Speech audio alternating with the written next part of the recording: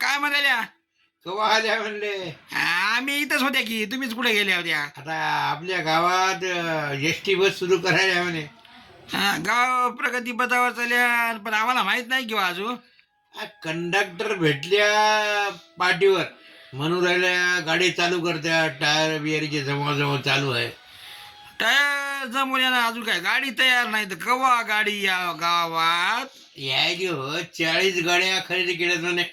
आणि 40 गाड्या काय मग आपल्याच गावात सोडणार आहे का काय? एक आपल्या गावात आणि बाकीचे 39 दुसऱ्या गावात.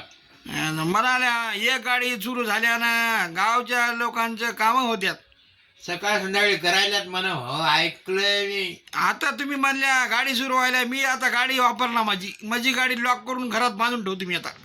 ते म्हणत आहे तुमचं वाचत्या डिझेल.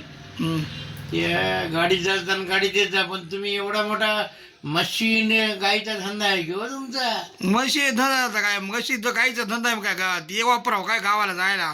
एस टी सुरू व्हायला सांगायला तुम्ही जर नाही म्हणाल्या परत. एस टी व्हायला पण माणसा करता ढोरा करता नाही जनावर. ढोर का द्यावं आम्ही? ते आपल्याला बैलगाडीच न्यावं लागते, नाही तर टेम्पो करावं लागते. ढोरामुळे आमचं पोट चालल्यावं.